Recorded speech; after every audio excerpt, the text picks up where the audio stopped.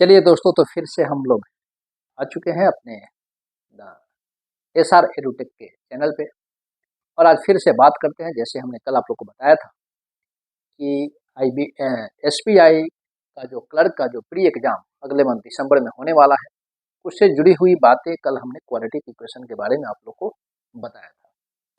दोस्तों, आज मैं उस एग्जाम से लेकर जो प्री एग्जाम जो एसबीआई क्लर्क का जो 2025 फरवरी में जो होने वाला है, उसमें आज हम क्वांट सेक्शन से बात करेंगे और उस क्वांट सेक्शन से जुड़ी हुई उन महत्वपूर्ण पहलू को आप लोग के बताएंगे कि वो कौन सा ऐसा टिप्स है, कौन सी ऐसी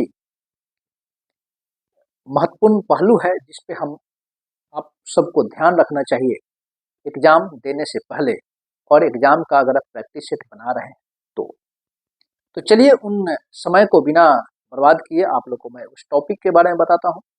और खासकर यह द एसआर एडुटेक चैनल के बारे में अगर मैं बताऊं तो यह ऑफलाइन क्लास हम लोग चलाते हैं मुजफ्फरपुर, बिहार के मुजफ्फरपुर शहर, भगवानपुर रेवा रोड में स्थित है।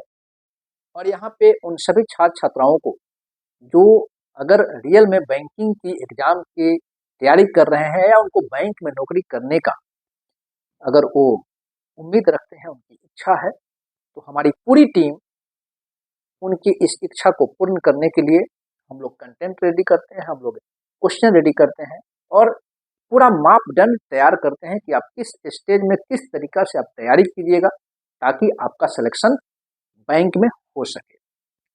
तो उसी पहलू पे आज हम लोग बात करते हैं एसबीआई प्री क्लर्क 2025 का एग्जाम के बारे में दोस्तों। और उस एग्जाम में 3 सेक्शन में उसके क्वेश्चन रहेंगे। फर्स्ट क्वांट सेक्शन है, दूसरा रीजनिंग सेक्शन है और तीसरा जो है वो इंग्लिश सेक्शन है। लेकिन आज हम क्वांट सेक्शन के उन महत्वपूर्ण बातों के बारे में आप लोग से बात करेंगे। अगर आप क्वांट सेक्शन को अगर आप सॉल्व करते हैं, उसके अगर क्वेश्चन को आप टैकल करने की शुरुआत करते हैं, तो आपको वो कौन सी ऐसी महत्वपूर्ण बातें हैं जिसको आपको ध्यान में रखना चाहिए। तो वह बातें हैं दोस्तों, वह बातें हैं पहली बॉड मास रूल। बॉड मास रूल जो है, बॉड मास रूल का कंसेप्ट आपको बिल्कुल क्लियर होना चाहिए। अगर बॉड मास रूल का कंसेप्ट आपको क्लियर है तो आपको जो प्री के एग्जाम में जो सिंप्लीफिकेशन अप्रोक्सीमेशन के जो सवाल पूछे जाते हैं उसको सॉल्व करने में आपको कोई भी कंफ्यूजन नहीं होगी। दूसरा है दोस्तों स्क्वायर। आपको 1 से लेकर 1 से लेकर 50 तक का स्क्वायर आपको याद होना चाहिए, फिंगर टिप्स पे याद होना चाहिए। अगर आप बैंक के एग्जाम की तैयारी करते हैं तो यह बेसिक रूल है, बेसिक नियम है जिसको आपको बिना किए आप उसके सफलता की सीढ़ी पर आप आगे बढ़ने में आपको कामयाबी मिलने की संभावनाएं बहुत कम रहेगी। तो स्क्वायर आपको, ये जो स्क्वायर है, स्क्वायर अप टू 1 to 50 का आपको स्क्वायर याद होना चाहिए। उसी तरह से cube, cube up to 1 to 25 आपको क्यूब याद होना चाहिए। चौथा पॉइंट है परसेंटेज वैल्यू।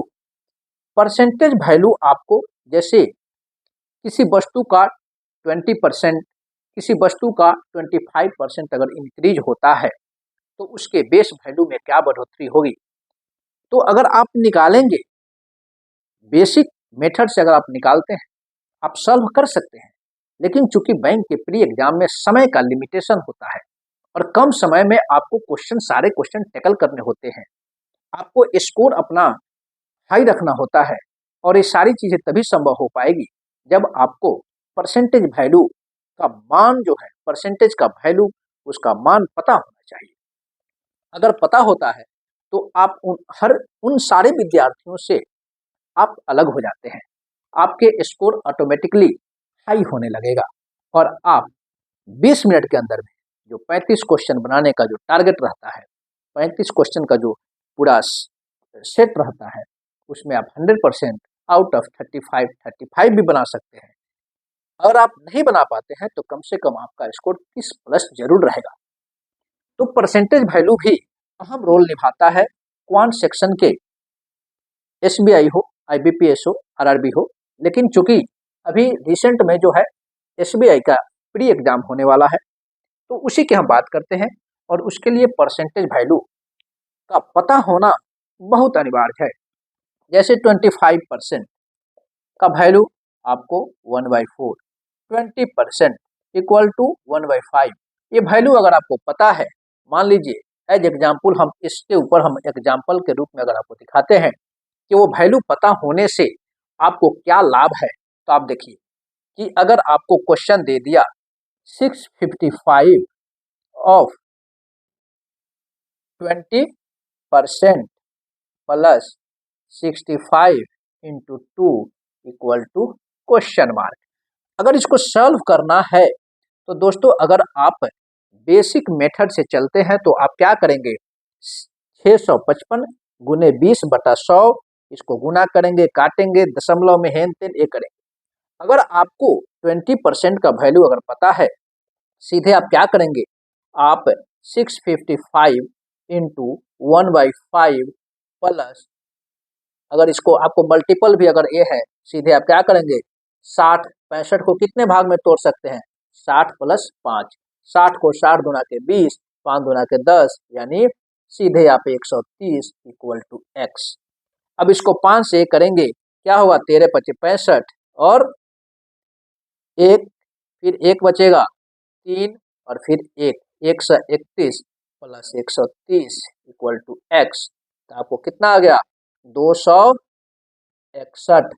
261 एक्स का मान कितना आया, 261। ये तो मैंने बोर्ड पर आप लोग को लिखकर बताया। अगर आप डायरेक्ट बिना पेन उठाए इसको सॉल्व करना चाहते हैं, सीधे आप माइंड में कैलकुलेट करेंगे। और माइंड में कैलकुलेट करने में क्या है, 655 को 1/5 यानी 655 को आप 5 से डिवाइड करते हैं तो क्या होगा, 13 × 5 = 65 और 5 × 5 तो 13 और 1 131, और इसको हम गुना कर लिए तो 130। 131 में 130 को जोड़ देंगे तो हमको आंसर क्या मिलेगा, 261। सीधे टिक करेंगे। और ये सारी प्रक्रिया अगर आपको परसेंटेज वैल्यू पता होती तो आप जहाँ पे 1 मिनट का समय लगेगा वहाँ पे आप इस तरह के क्वेश्चन को 10 से 15 सेकंड में आप इसको सॉल्व करके और आगे बढ़ जाएंगे। और बैंक के प्री एग्जाम में जो सिंप्लीफिकेशन के क्वेश्चन का जो लेवल होता है वह लेवल बिल्कुल इसी तरह के होते हैं। तो परसेंटेज वैल्यू का क्या बेनिफिट है, ये चीजें मैं आप लोग को बता दिया। अब इसके आगे बढ़ते हैं दोस्तों, स्क्वायर रूट अप टू 50 और क्यू रूट अप टू 25 आपको याद होना चाहिए। यह बेसिक चीज है जो कि किसी भी बैंक के प्री एग्जाम की तैयारी करते हैं और उस एग्जाम में क्वांट सेक्शन के लिए आपको ये बेसिक चीजें इतनी पता होनी चाहिए। और इसके साथ में एक महत्वपूर्ण जो बात है वह क्या है दोस्तों, वह है टेबल। टेबल आपको एटलीस्ट 1 to 30 तक टेबल आपको याद होना चाहिए, बिल्कुल याद होना चाहिए। अगर 24/25 बोला जाए, 24 × 5 बोला जाए, आपके सीधे दिमाग में होना चाहिए 5 दूना के 10, 5 चौका 20, कितना हुआ, 120। अगर 24 इंटू मल्टीप्लाई 5 तो सीधे 24/25 120 होना चाहिए। इस तरह से अगर आपको टेबल याद है 1 to 30 तक तो आपको बैंक एग्जाम के क्लर्क एग्जाम, बैंक में चाहे एसबीआई हो, आईबीपीएस हो, आरआरबी हो, एक बेसिक कंसेप्ट से आप तीनों बैंक की प्री के एग्जाम की तैयारी, आप इन 6 रूल को अगर आप अपने कंठस्थ कर लेते हैं तो 35 नंबर के क्वेश्चन में दोस्तों आप 15 नंबर के क्वेश्चन को बनाने से आपको कोई नहीं रोक सकता। और 15 में 15 सही होगी, बशर्ते कि आप कैलकुलेशन और आंसर को टिक करने में हड़बड़ी नहीं करते हैं। और ये सारी चीजें कब संभव होगा, जब आप इस चीज को मल्टीपल टाइप प्रैक्टिस करते हैं। इसलिए बैंक के एग्जाम का एक और भी मंत्र है, वह क्या है? प्रैक्टिस। प्रैक्टिस आप जितना करेंगे उतना ही बेहतरीन परफॉर्मेंस आपका होगा और रिजल्ट आपका प्राप्त होने में 100% संभावनाएं रहेगी। अब देखिए, अब यहाँ पे जो हमने बताया आपको स्क्वायर रूट और क्यूब रूट याद होने के क्या फायदे हैं, तो आपको बोर्ड पर एक क्वेश्चन दिखाई दे रहा है। यहाँ पे यह क्वेश्चन है, मैं आपको यहाँ पे लिख के दिखाता हूँ। ये क्वेश्चन है,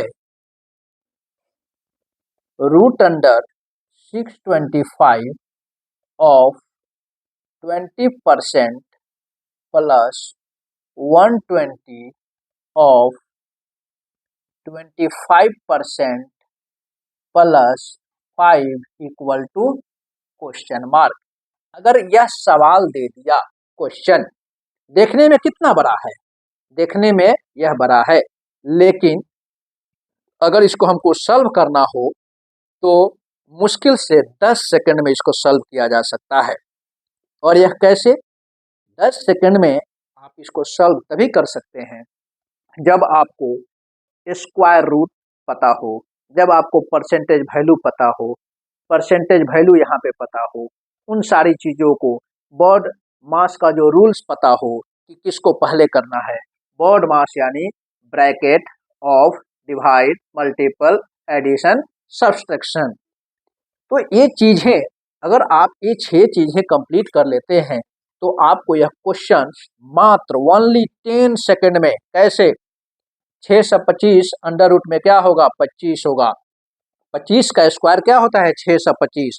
तो ये रूट में है तो क्या हो जाएगा? 25। 20% का वैल्यू क्या है? 1/5। तो 25/5 आ गया, तो कितना वैल्यू आ गया? सीधे इसका जो वैल्यू है कर छट के आपको कितना मिला? 5। अब यहाँ पे आते हैं, 120 गुने 25% यानी 25% मतलब 1/4। 25% मतलब 1/4 और 1/4 किसका? 120 का 1/4 यानी कितना हुआ? 4 तिया के 12, 30 और 30 में 5 जुड़ जाएगा तो 35 इक्वल टू क्वेश्चन मार्क। और दोनों को जोड़ने पर x का मान कितना हो जाएगा? 35, 5, 40। और ऑप्शन में आपको 40, 45, 41, 42 दिया रहेगा और आप सीधे टक मारेंगे, क्वेश्चन 40 टिक करेंगे और अगले क्वेश्चन को आप सॉल्व करेंगे। तो यह महत्वपूर्ण बातें जो हर लोग इसको लाइकली लेता है, इजी लेता है कि हमको सब याद है, लेकिन जब एग्जाम में जाते हैं तो वहां पे आपको इन सारी चीजों को झेलना पड़ता है, समझना पड़ता है, कंफ्यूज होना पड़ता है। इसलिए मेरी उन सभी विद्यार्थियों से, उन सभी छात्र एवं छात्राओं से मेरा व्यक्तिगत यह एक्सपीरियंस के आधार पर मैं आप सबको यह महत्वपूर्ण बातें एग्जाम से पहले बताना चाहा, ताकि आप लोग स्कोर को बेहतर ढंग से आप लोग जनरेट कर सके। और उसके लिए आप लोग को मैं एग्जाम्पल के रूप में भी दिखा दिया कि इस तरह के क्वेश्चन को कैसे 10 से 15 सेकंड में आप कर सकते हैं। मान लीजिए कि आप एक क्वेश्चन को 15 सेकंड में कर रहे हैं, यानी 1 मिनट में आप 4 क्वेश्चन कर लिए। 15 क्वेश्चन करने के लिए 15 क्वेश्चन करने के लिए आपको 3 से 3.5 मिनट में आप 15 क्वेश्चन कर लिए। अब रही आपके पास, मान लीजिए कि आप 4 मिनट में ही 15 क्वेश्चन करते हैं, फिर भी आपके पास 16 मिनट बच गया और 16 मिनट में आपको 20 क्वेश्चन करना है, ठीक है। और इस 20 क्वेश्चन में अगर 16 मिनट में आप 15 क्वेश्चन ही कर लिए तो आपका 30+ स्कोर कोई नहीं रोक सकता है, कोई नहीं रोक सकता है 30+ स्कोर। तो दोस्तों, अगर आप क्वांट सेक्शन में 30+ स्कोर लेकर आते हैं और यही रेशियो आपका रीजनिंग में और एवरेज रेशियो अगर आपका इंग्लिश में रहता है, तो फिर आपके प्री एग्जाम को क्वालिफाई होने से दुनिया की कोई ताकत नहीं रोक सकती है।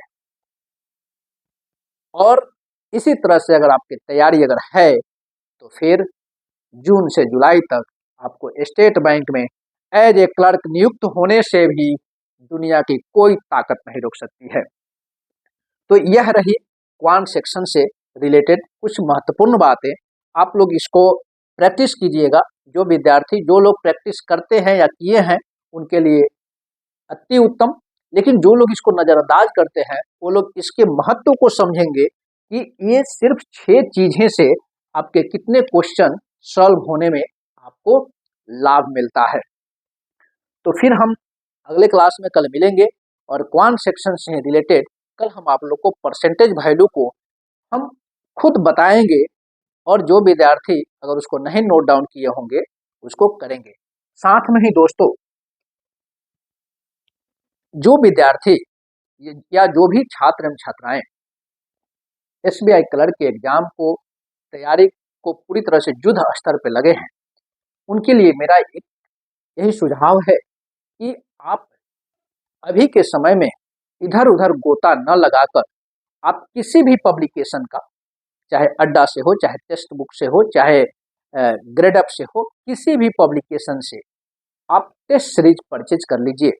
और टेस्ट सीरीज परचेज करने के साथ आप उस टेस्ट सीरीज को मल्टीपल टाइम्स एक दिन में कम से कम आप 3 सेट बनाइए। आप कोई चैप्टर पढ़िए मत पढ़िए, कम से कम आप 3 सेट एक दिन में आप बनाइए और उस तीनों सेट का एनालिसिस कीजिए। उस तीनों सेट के एनालिसिस करने से आपको क्या फायदे होंगे वह मैं बताता हूँ। वह फायदे क्या होंगे, चलिए उस फायदे के बारे में, सेट के फायदे के बारे में मैं कल अगली वीडियो में आप लोग को बताऊंगा। पूरी विस्तृत बताऊंगा कि एक सेट को बनाने से आपको किस किस सेक्शन में क्या फायदे होते हैं, उसके बारे में हम लोग कल बात करेंगे। और फिर से मैं आप लोग को ये बताना चाहता हूं कि यह चैनल द एसआर एडुटेक एक पूर्व नौसैनिक के द्वारा संचालित है। जो भी इस चैनल के मार्फत से जो भी कंटेंट दी जाएगी, जितनी भी बातें बताई जाएगी, यहाँ पे कोई ऐसी बनावटी बातें आपको नहीं बताई जाएगी। जो है सब कुछ सामने है। मैग्नेटिक व्हाइट बोर्ड है, कोई डिजिटल बोर्ड नहीं है, कोई टिप टाप नहीं है। जो है बिल्कुल परफेक्ट है और पढ़ने वालों के लिए बोर्ड मायने नहीं रखता है। पढ़ाई पढ़ने के लिए और एग्जाम क्लियर करने के लिए बोर्ड एग्जाम क्लियर नहीं करेगा। इसलिए मेरे दोस्तों, आप सबसे मेरी नम्र निवेदन है कि मैं जो भी आप लोग को बताता हूं, यह बिल्कुल मेरा विगत 6 साल का 2018 में मैं नेवी से रिटायरमेंट लिया। उसके बाद मैंने हर टाइप्स के एग्जाम का प्रिपरेशन भी किया, तैयारी भी किया। कुछ में मेरा सिलेक्शन हुआ, कुछ में मेरा नहीं हुआ। तो इन सारी चीज़ों का निचोड़ और हर चीज़ का एक्सपीरियंस लेकर मैं आप लोग को जो भी बात बताऊंगा बिल्कुल ऑथेंटिक बताऊंगा।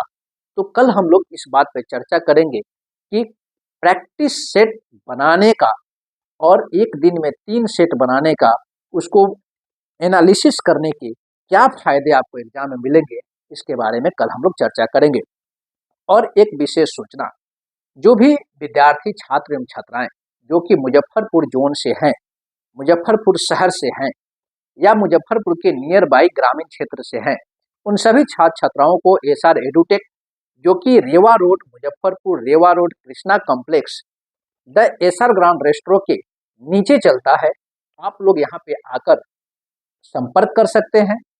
यहाँ पे फ्री वाईफाई, पढ़ने के लिए सारी सुविधाएं, कंटेंट मटेरियल, एवरीथिंग हमारे द्वारा प्रोवाइड की जाती है और उसके लिए आपको कोई भी शुल्क सुविधा, कोई भी शुल्क पे नहीं करना है। यह एक पूर्व नौसैनिक के द्वारा जो संचालित जो यह संस्था है, इस संस्था का अपने शहर के उन सभी विद्यार्थियों के लिए मैंने यह एक व्यवस्था बना रखा है जहाँ पे आकर लोग पढ़ सकता है। शिक्षा के वेग को, शिक्षा के संचार को आप लोग प्रवाहित कर सकते हैं और एक स्वच्छ समाज का निर्माण कर सकते हैं। तो चलिए हम फिर कल मिलेंगे। तब तक के लिए जय हिंद, जय भारत।